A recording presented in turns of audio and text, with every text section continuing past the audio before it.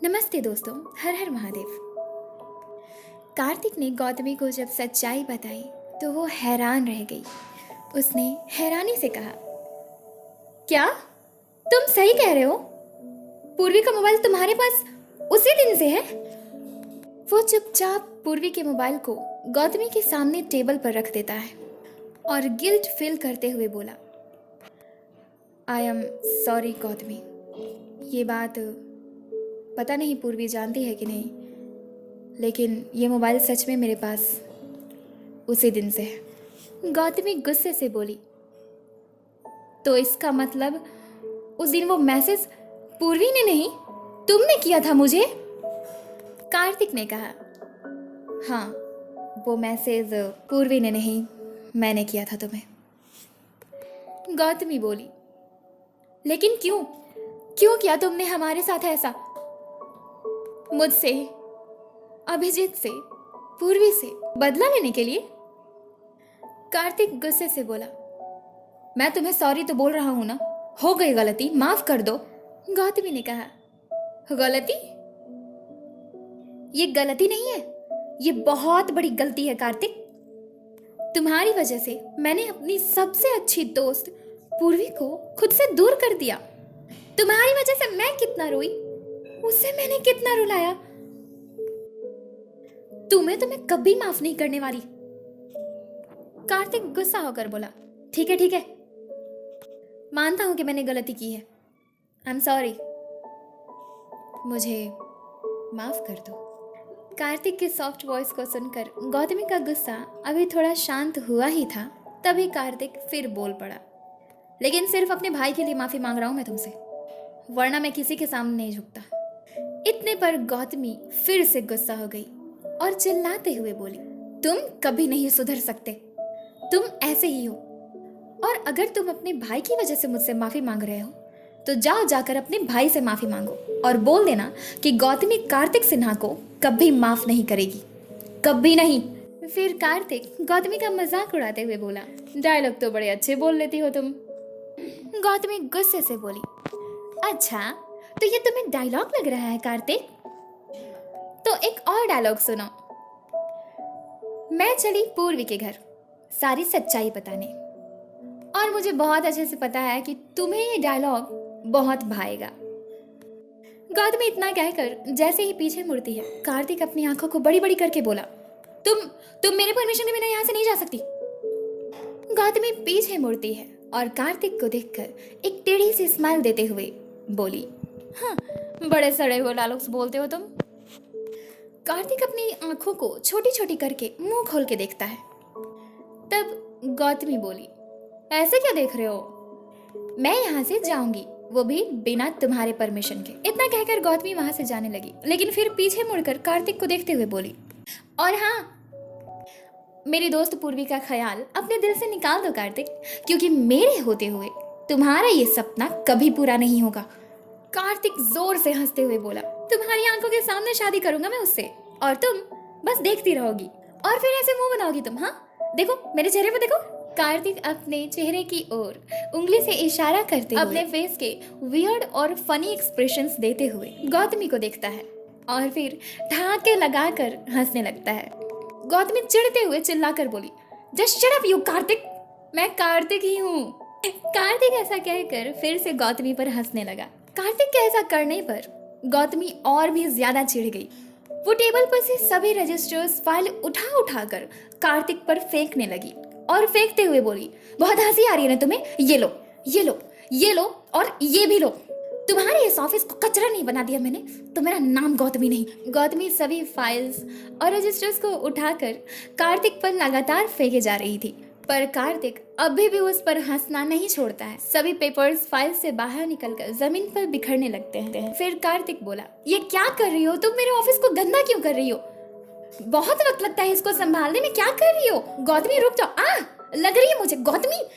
कार्तिक गौतमी को रोकने के लिए उसके नजदीक जाने की कोशिश करता है, लेकिन गौतमी रजिस्टर्स उस पर लगातार फेंके जा रही थी, जिसके कारण वो उसके नजदीक नहीं जा पा रहा था। वो अलमारी के पास जाकर उसमें से भी सभी फाइल्स को निकालकर कार्तिक पर फेंकना शुरू कर देती है। तब कार्तिक बोला, देखो अलमारी को मत छूना, उसमें मैंने सब कुछ अपने हाथों से सजा कर रखा है। सभी फाइल्स को अलमारी में रोल नंबर वाइज रखने में कितना वक्त लगता है तुम्हें पता भी है।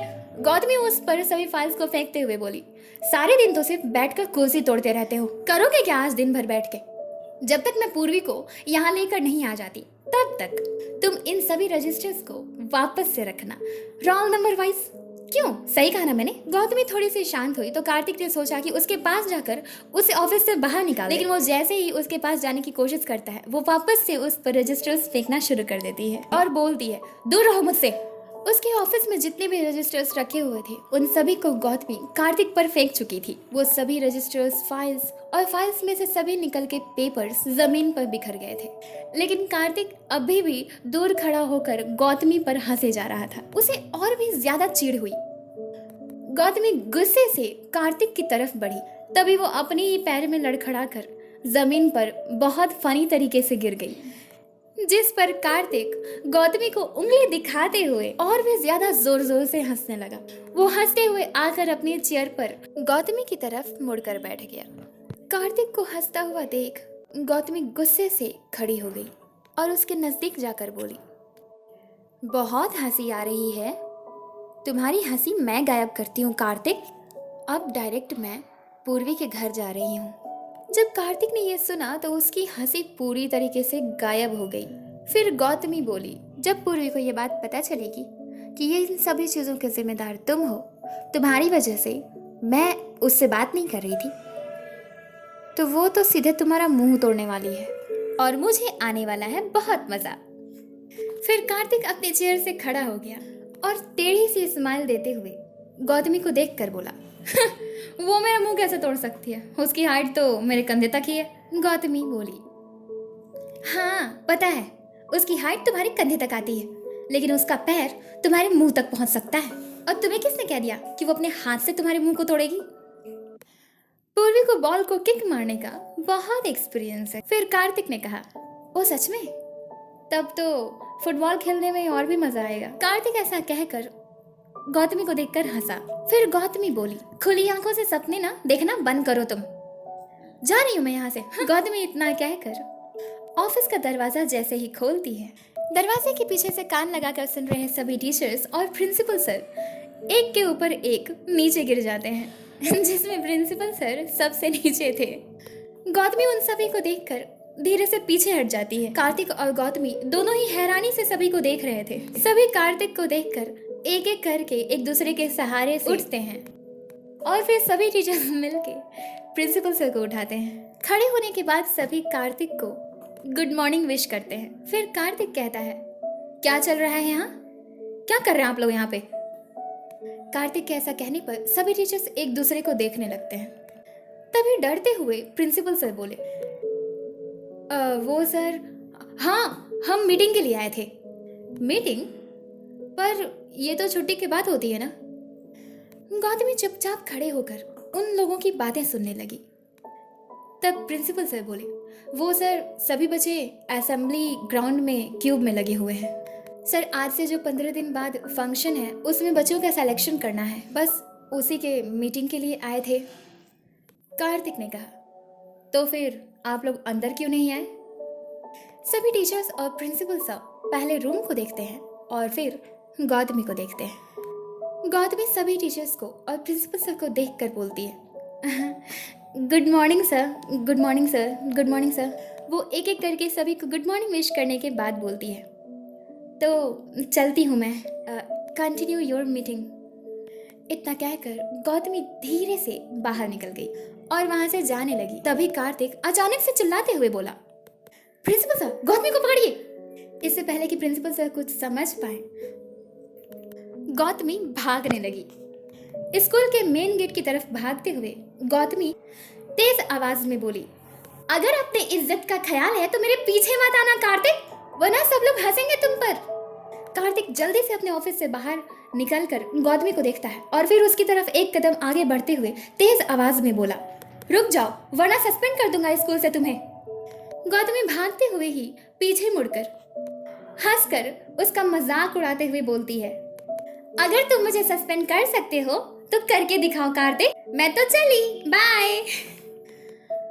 वहाँ मौजूद सभी स्टूडेंट्स, टीचर्स, गार्ड्स, यहाँ तक कि प्रिंसिपल सर सभी हक्के बक्के होकर कभी कार्तिक को तो कभी गौतमी को देख रहे थे। तभी कार्तिक जल्दी से मेन गेट पर खड़े हुए गार्ड्स से बोला, तुम लोग क्या खड़े खड़े देख रहे हो? पकड़ो उसे, जाने मत दो। गार्ड गौतमी को पकड़ने के लिए जैसे ही आगे बढ़े, गौतमी रुककर इनोसेंट सी फेस बनाकर प्यार से बोली, अंकल आप तो हमारे फेवरेट है ना, गद्दारी नहीं। गार्ड उसकी बात सुनकर एक पल के लिए रुक गए। वो कभी कार्तिक को देख रहे थे तो कभी गौतमी को, पूरी तरीके से कंफ्यूज थे कि करें तो करें क्या। तभी गौतमी उनसे भी बचकर गेट से बाहर निकल गई और पीछे मुड़कर वहीं से चिल्लाते हुए बोली, समझ लेना कि आज मैं स्कूल में एब्सेंट थी और हाँ, इसमें गार्ड अंकल की कोई गलती नहीं है, तो इन्हें सस्पेंड करने की बड़ी गलती तो कभी मत करना, क्योंकि ये पूर्वी के फेवरेट हैं। समझ गए? समझदार को इशारा काफी होता है। गौतमी हंसकर वहां से भाग जाती है। प्रिंसिपल सर और सभी टीचर्स उसके पीछे खड़े होकर सिर्फ कार्तिक को ही देख रहे थे। कार्तिक गुस्से से खुद में ही बोला, हाँ, मेरा बस चले तो मैं सबको सस्पेंड कर दूं। कार्तिक की इस दशा पर प्रिंसिपल सर और सभी टीचर्स को हंसी आ जाती है। इतना कहकर कार्तिक अचानक से पीछे मुड़ जाता है, इस डर से कि कहीं कार्तिक ने उन लोगों को हंसते हुए तो नहीं देख लिया। सभी के चेहरे की रंगत ही गायब हो जाती है। सभी लोग डर के मारे डिसिप्लिन में खड़े हो जाते हैं। कार्तिक एक एक करके सभी को देखता है और बोलता है, सभी ऑफिस में आइए। इतना कहकर कार्तिक ने जैसे ही असेंबली ग्राउंड की तरफ देखा, वो सभी बच्चे जो इन सभी ड्रामा को देखने के लिए अपने अपने क्यूब को छोड़कर बाहर आ गए थे, वो सभी गिरते पड़ते वापस से अपनी क्यूब में जाकर लगने लगते हैं। कार्तिक उन बच्चों को देखकर बहुत गुस्सा होता है, लेकिन वो उन सभी से वहां कुछ नहीं कहता और चुपचाप प्रिंसिपल ऑफिस में जाकर चेयर पर बैठ गया। थोड़ी देर में सभी टीचर्स भी उस ऑफिस में चले गए। सभी टीचर्स और प्रिंसिपल सर बहुत ज्यादा डरे हुए थे कि कहीं कार्तिक उन्हें नौकरी से ना निकाल दे। लेकिन सभी के जान में जान तब आई जब कार्तिक ने कहा कि उसने ऑफिस में सभी को मीटिंग के लिए बुलाया है। मीटिंग शुरू हो गई। इधर गौतमी ये सोच करके कि उसे उसकी दोस्त वापस मिल गई, वो खुश होते हुए कूदते फांदते हुए फुटपाथ पर चल रही थी। वो उस वक्त को एंजॉय करते हुए खुद से बोलने लगी, कितना अच्छा लग रहा है स्कूल में बंक मार के। मैं अब जल्दी से पूर्वी के घर पहुंचूं। चल गौतमी, जल्दी जल्दी चल। I am so excited. इतने दिनों बाद पूर्वी से मैं बात करूंगी, उससे माफी मांगूंगी, उसके गले लगूंगी, उससे कहूंगी कि ये सब कुछ उस कार्तिक के बच्चे की वजह से हुआ था, उस बंदर खड़ूस, उस बेवकूफ कार्तिक की वजह से। तभी वो चौंकते हुए बोली, हे, पूर्वी का फोन तो मैंने ऑफिस में ही छोड़ दिया। ओह गॉड, अगर मैं वापस गई तो वो कार्तिक का बच्चा मुझे नहीं आने देगा। पर कोई बात नहीं, मुझे जाने की जरूरत नहीं है। कल तो उसका फोन मिल ही जाने वाला है। मैं अपने मोबाइल में चैटिंग दिखा दूंगी उसे। अगर वो मेरे पीछे आ रहा होगा तो क्या करूंगी मैं? वो तो मुझे जबरदस्ती भी ले जाएगा, तभी मैं कुछ नहीं कर पाऊंगी। ऐसे कैसे लेकर चला जाएगा? मुंह नहीं तोड़ दूंगी मैं उसका। आखिर मैं भी पूर्वी की तरह फाइट करती हूँ।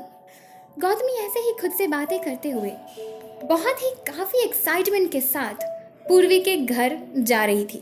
तभी उसने देखा कि सामने से राघव और सुमित आपस में बातें करते हुए स्कूल यूनिफॉर्म में अपनी बैग को लिए आ रहे थे। तब गौतमी अपने बाएं हाथ को ऊपर करके चिल्लाते हुए बोली, राघव, सुमित, हाय।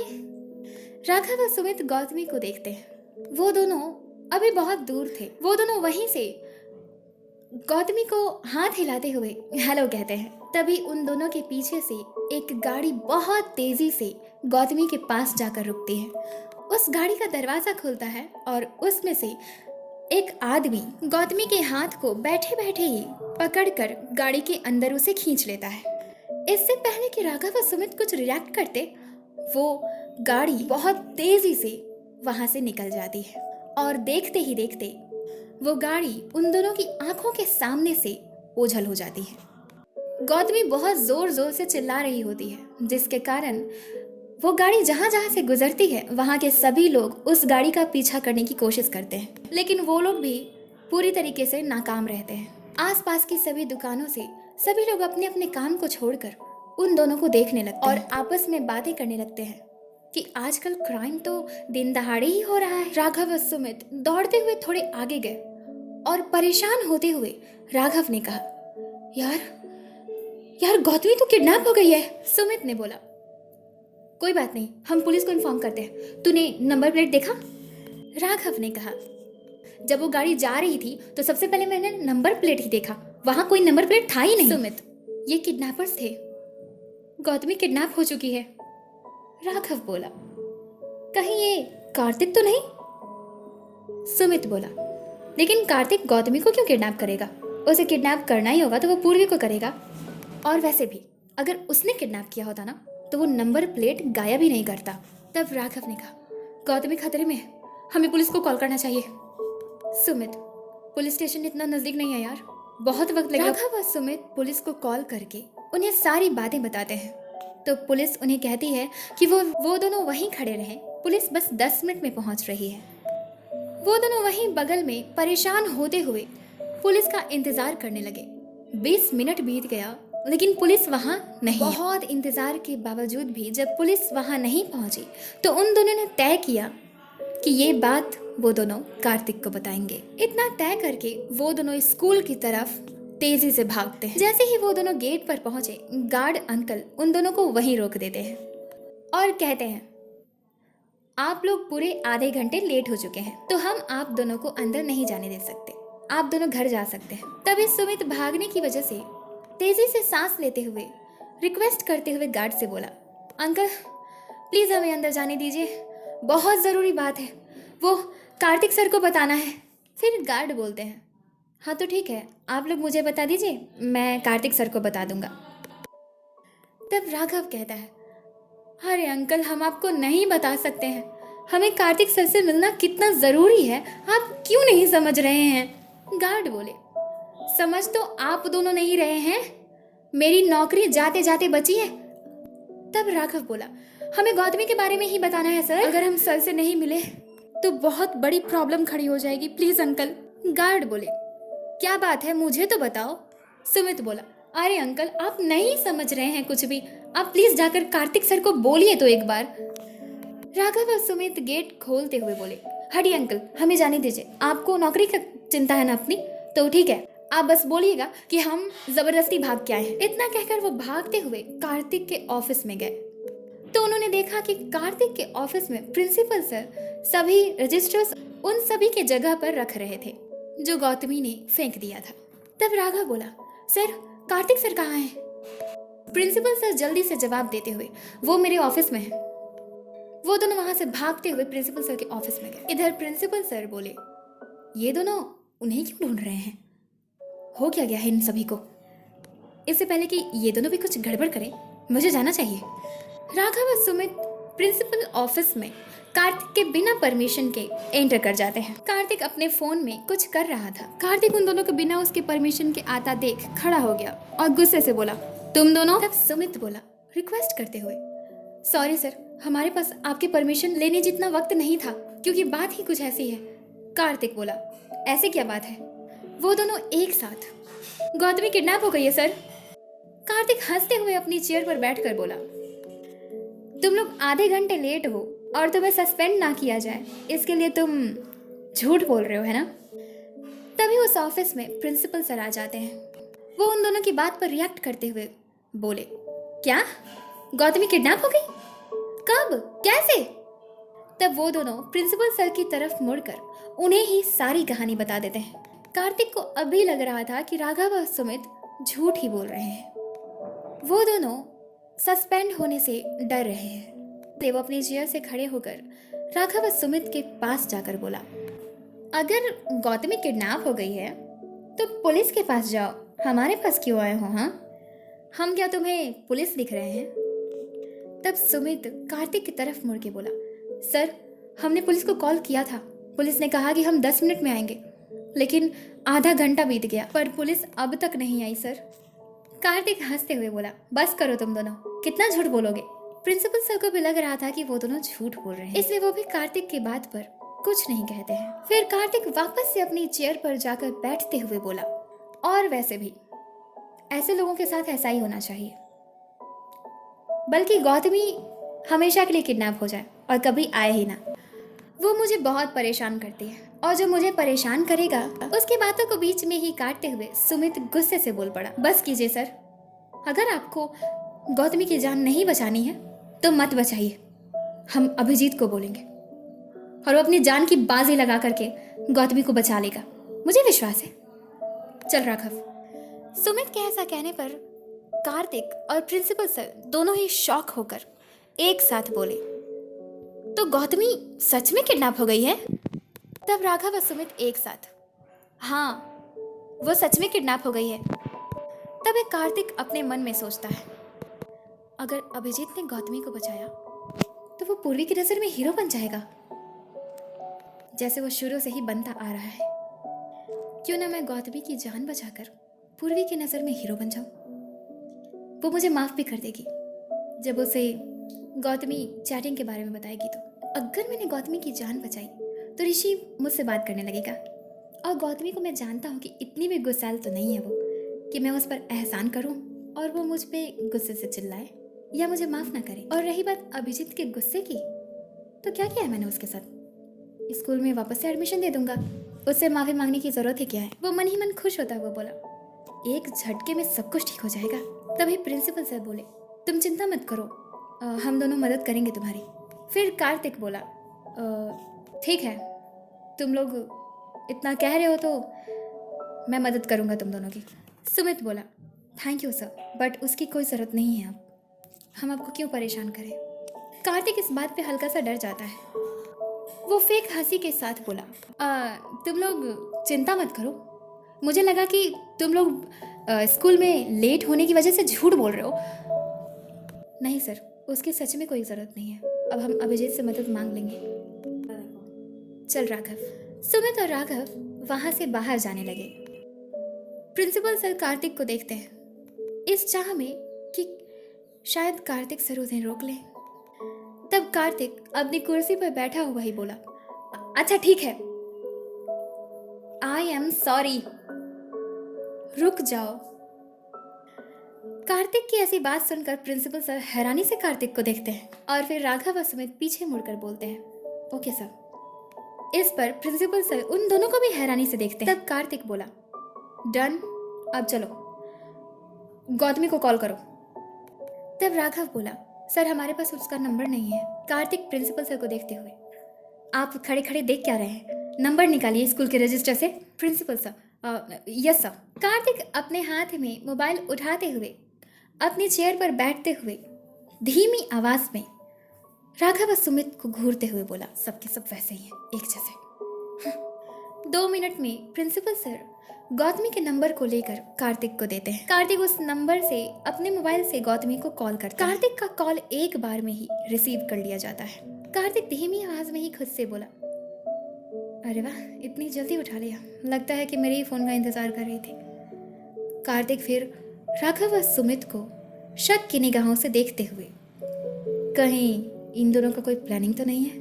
तभी फोन की दूसरी ओर से एक आदमी की आवाज कार्तिक को सुनाई देती है, हेलो। कार्तिक एक आदमी की आवाज सुनकर हैरानी से बोला, कौन हो तुम? हाँ। फिर उस आदमी ने कहा, पहले तुम बताओ कि तुम कौन बोल रहे हो। तब कार्तिक बोला, गौतमी कहाँ है? ये फोन गौतमी का है ना? वो आदमी हंसते हुए बोला, अच्छा गौतमी, वो मेरे सामने ही चेयर पर बंधी हुई बैठी हुई है, बेचारी रो रही है, बहुत जोर जोर से चिल्ला चिल्ला कर बोल रही है, छोड़ दो मुझे प्लीज, बताओ क्या करूं, तुम्हारे पास भेजूं या भगवान जी के पास? कार्तिक बोला, क्यों कर रहे हो तुम ये सब? उस आदमी ने कहा, देखो ये लड़की जिस स्कूल में पढ़ती है उस स्कूल का ऑनर कौन है? तब कार्तिक ने कहा, ऑब्वियसली कार्तिक सिन्हा। उस आदमी ने कहा, हाँ, और कार्तिक सिन्हा मेरा जानी दुश्मन है। कार्तिक अपनी चेयर से उठकर खड़ा हो गया और सीरियसनेस के साथ पूछा, कैसे? तुम उसे अपना दुश्मन कैसे मानते हो? अच्छा चलो एक बात बताओ, तुम गौतमी को किडनैप करके कार्तिक से कैसे बदला लोगे? गौतमी का कार्तिक से क्या लेना देना? तब उस आदमी ने कहा, वो सब छोड़ो, तुम कौन बोल रहे हो, पहले ये तो बताओ।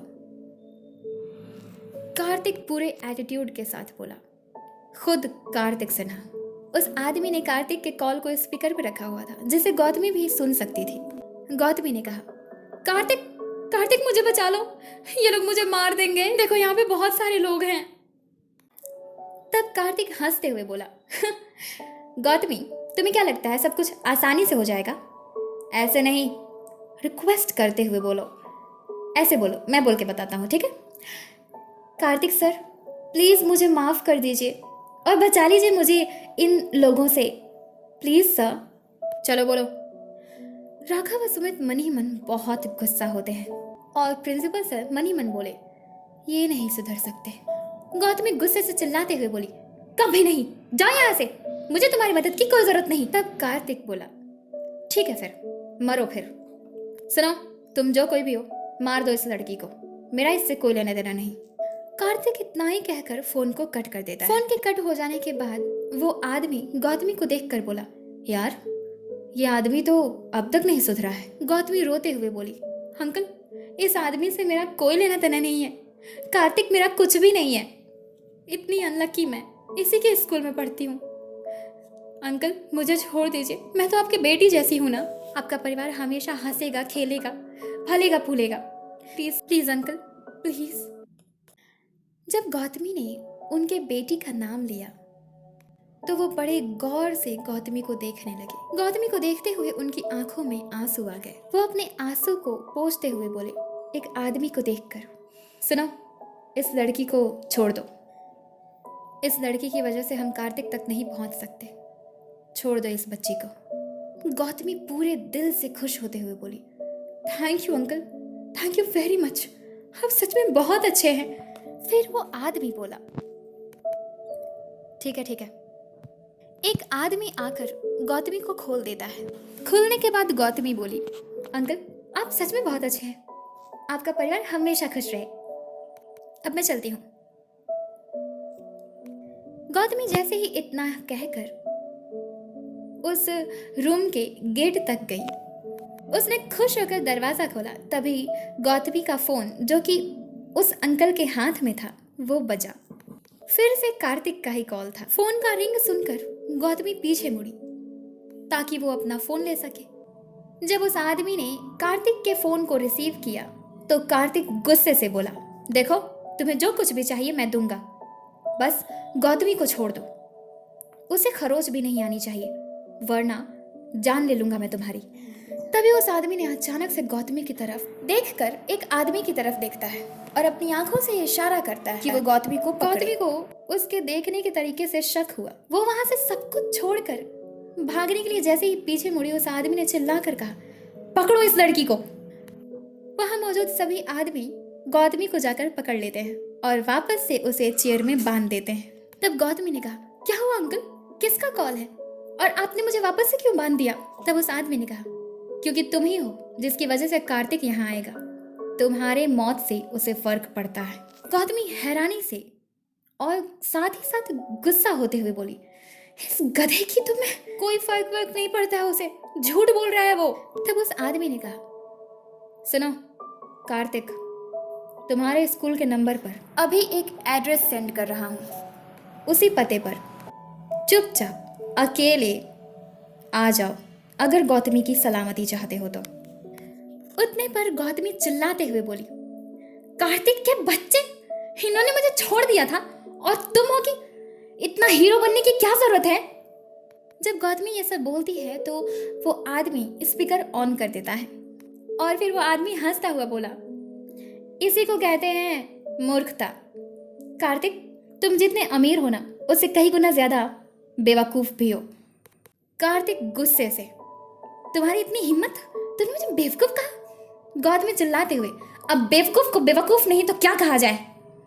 कार्तिक, गौतमी कम से कम तुम चुप रहो वरना तुम्हें बचाऊंगा भी नहीं मैं।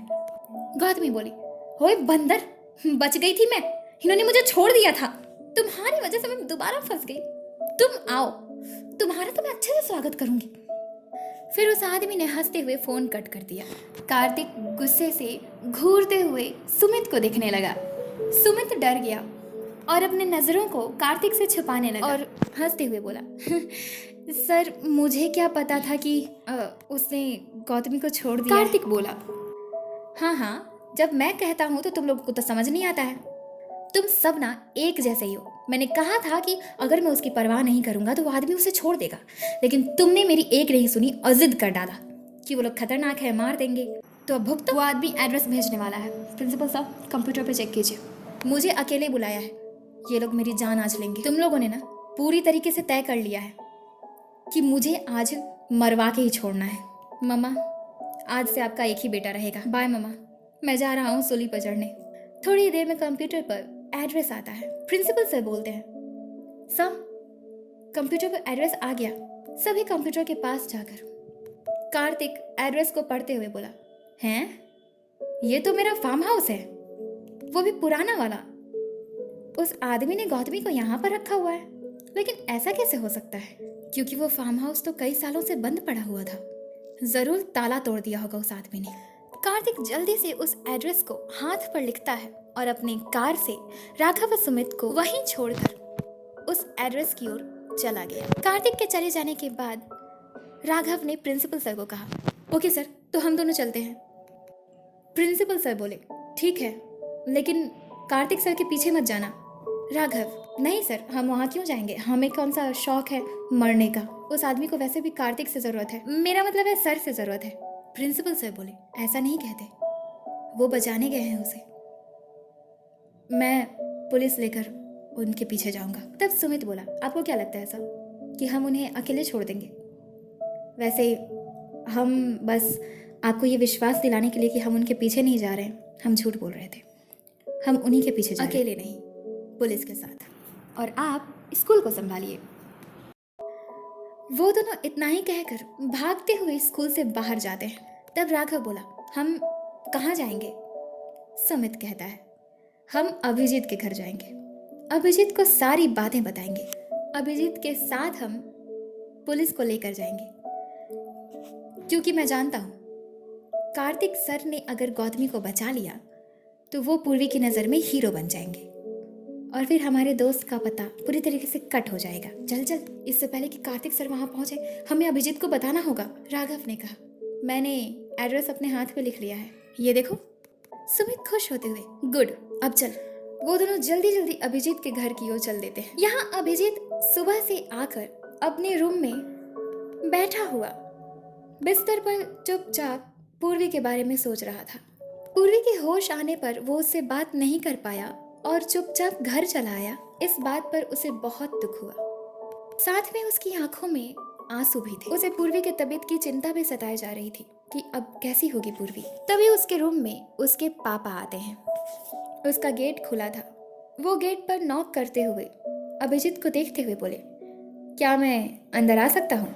अभिजीत उन्हें देखते ही अपने आंसू को साफ करके अपने बेड से नीचे उतरकर खड़ा हो गया और बोला फेक स्माइल के साथ, आइए ना पापा, पूछने की क्या बात है? उसके पापा के हाथ में 2 कप कॉफी थी। वो अंदर आकर कॉफी के ट्रे को अभिजीत की तरफ बढ़ाते हुए बोले, चलो 1 कप कॉफी लो, हम दोनों साथ में बातें करते हैं। अभिजीत बोला, पापा कॉफी इस समय? अभिजीत के पापा, क्यों नहीं, लो तो। अभिजीत 1 कप कॉफी ले लेता है। फिर उसके पापा कॉफी के कप को लेकर ट्रे को साइड में टेबल पर रखकर बेड पर अभिजीत के साथ बैठे और फिर अभिजीत को देखते हुए प्यार से बोले, तुम रो क्यों रहे हो?